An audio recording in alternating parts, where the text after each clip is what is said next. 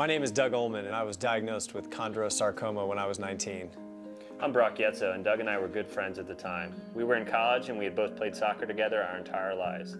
I didn't really understand very much about cancer. I tried to just treat him like the buddy I always had, talking about soccer and stuff.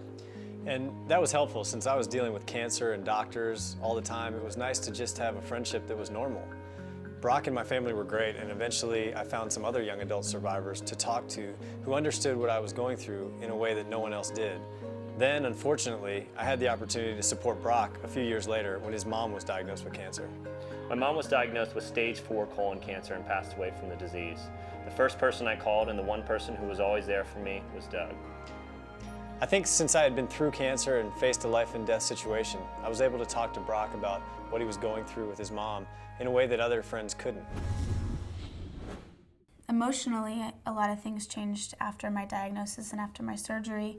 I think that your friendships with friends in high school change, friends with your peer group changes because a lot of people don't understand how to deal with what's going on. So instead of dealing with it, they kind of either try to ignore it or ignore you. And both of those can be pretty hurtful. You have friends and family that are extremely compassionate around you.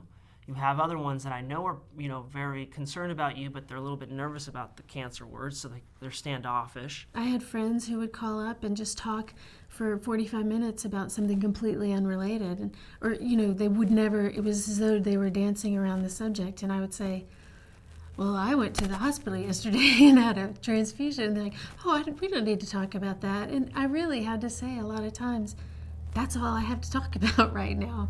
And you should, I need you to talk with me about this.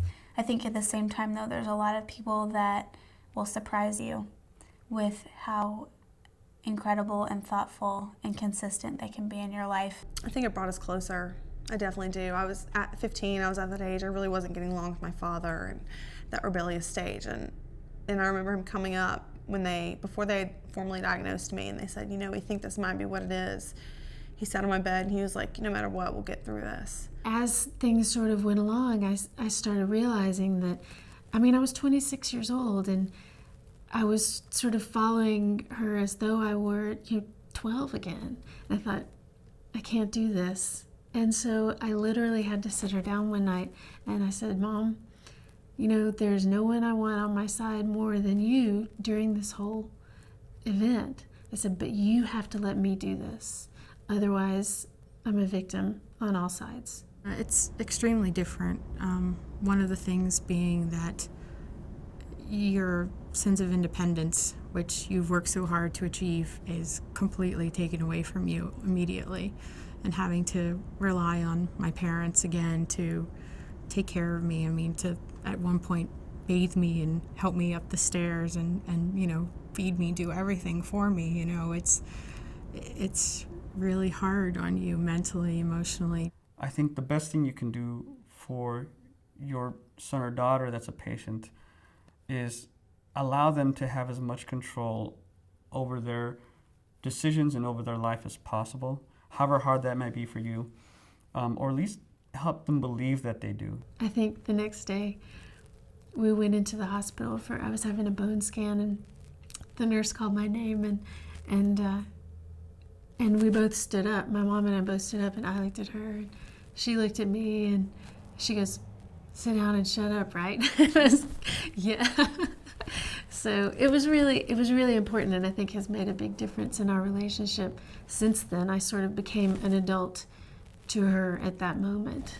I do remember one time being in the hospital and being asleep, but still kind of paying attention to my mother stepping outside with a friend at the doorway and sobbing and saying it's so hard. And I do remember thinking, well, this isn't just hard on me. In many ways, I was the center of attention at every family event, every social event. My sister said that for probably a year, nobody asked her about her. They said, "Hi, Cassie, how's your sister?" There was a point where she asked me, "Mommy, are you going to die? Or can I catch cancer?" And that was very difficult.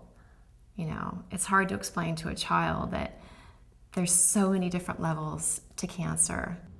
When I got up with the walker, I just stood there. and he told me, let go of your walker. And I let go. And he was like, he just froze. And I never seen my dad like that. I mean, there's this big guy and all of a sudden he starts crying. It's like, you know, maybe this is all happening for a reason, you know? When given the choice of whether to go through something like this by yourself or with friends and family,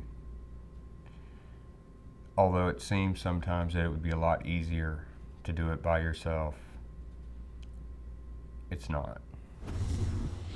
A lot of people say that you find out who your true friends are when you're diagnosed with cancer. That might be true to some degree, but I think as a young adult, our friends don't always know how to relate to someone with cancer, and so they just go away for a while or pretend like nothing's happening. Some of my friends disappeared when my mom was sick, but now we're close again, and I don't blame them for not knowing what to say during that time. I'm grateful though for Doug because he wasn't afraid of talking about it and supporting me. If you're dealing with a diagnosis, try to maintain some normalcy and stay close with your friends and family. But also try to find other survivors who can relate to what you're going through. Be honest about your feelings and tell people what you need. Sometimes people don't know what to do or what to say until you spell it out for them. Doug, I need you, man. I need you too, man.